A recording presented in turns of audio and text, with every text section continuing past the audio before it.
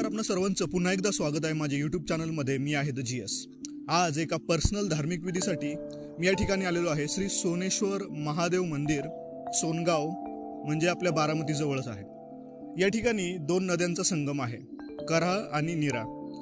आपल्या वैदिक फिलॉसॉफीमध्ये किंवा कल्चरमध्ये ज्या ठिकाणी संगम दोन नद्यांचा घडून येतो त्या ठिकाणी बरेचसे धार्मिक विधी केले जातात। म्हणजे ॲक्च्युअली त्या ठिकाणाला एक अनन्यसाधारण महत्त्व प्राप्त होतं। ज्या ठिकाणी दोन नद्या मिळतात त्याला संगम म्हणतात। काही ठिकाणी त्रिवेणी संगम असतो, ज्या ठिकाणी तीन नद्यांचं मिलन होत असतं। आणि मोस्ट ऑफ द ठिकाणी आपण पाहतो की ज्या ठिकाणी दोन नद्या मिळतात किंवा तीन नद्या मिळतात त्या ठिकाणी महादेवाची मंदिरं जास्त प्रमाणात आढळून येतात। आज या ठिकाणी सोनेश्वर महादेव मंदिरात हे पांडवकालीन हे मंदिर आहे आपल्याला सापडतं।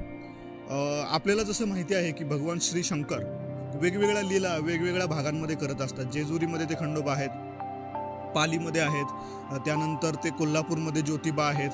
वेगवेगळ्या ठिकाणी भगवान शंकरांचे विविध लीला चालू असतात आणि लोकल वेगवेगळ्या ठिकाणीही भगवान शंकर स्थापित झालेले आहेत। त्यांची अतिशय सुंदर बांधणी असलेली मजबूत मंदिरे आपणास पाहायला मिळतात। आपल्या या सातारा, बारामती, पुणे भागामध्ये देखील भगवान शंकरांची खूप मंदिरं आहेत। क्षेत्र माहुली या ठिकाणी देखील त्यांचं एक मंदिर आहे।